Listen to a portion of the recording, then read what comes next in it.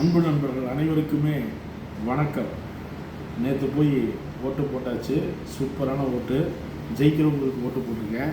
இப்போ நம்ம சாப்பாடு எப்போயுமே உணவில் வந்து பார்த்திங்கன்னா எனக்கு பிடிச்சது என்றைக்குமே பழைய சாதம் தான். நேற்று வச்சுருந்த சாதத்தில் நைட்டு தண்ணி ஊற்றிடணும் இந்த ஏனத்தில். அதுக்கப்புறம் என்ன பண்ணணுன்னா, நான் தயிர் வச்சுருக்கேன் பாருங்கள், தயிரை ஊற்றிடுவேன். அதுக்கப்புறம் என்ன பண்ணணுன்னா, இப்போ தண்ணியை ஊற்றிடுறேன், நல்லா கலக்கிடுவோம். கலக்கணும்னு பாருங்கள், இது எப்படி இருந்துச்சுன்னு பாருங்கள், சூப்பராக வந்துச்சு பாருங்கள்.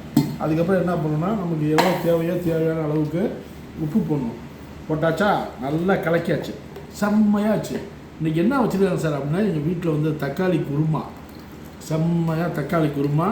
அப்புறம் நமக்கு ஃபேவரட் என்னன்னு பார்த்தீங்கன்னா நெல்லிக்காய் ஊறுகாய். இதை கையில் வச்சுக்கிட்டு எப்பயுமே நான் சொல்கிறேன், இந்த சாப்பாட்டில் கொஞ்சோண்டு தக்காளி குருமா ஊற்றி சாப்பிட்டா எப்படி தெரியுமா இருக்கும்? இந்த தக்காளி குருமாவில் இந்த நெல்லிக்காய் ஊறுகாயை கொஞ்சம் வச்சு சாப்பிட்டா அது எப்படி சார் இருக்கும்? வேறு லெவல். நிச்சயமாக இது மாதிரி ட்ரை பண்ணி பாருங்கள். உங்கள் வீட்டில் காத்தால காட்டி பழைய சாதம் சாப்பிட்டு பாருங்கள், உடம்பு ஆரோக்கியமாக இருக்கும். நிச்சயமாக. நன்றி, வணக்கம். சர்வம் கிருஷ்ணாபுரம். ஜெய் ஸ்ரீராம். பாரத் மாதா கி ஜெய்.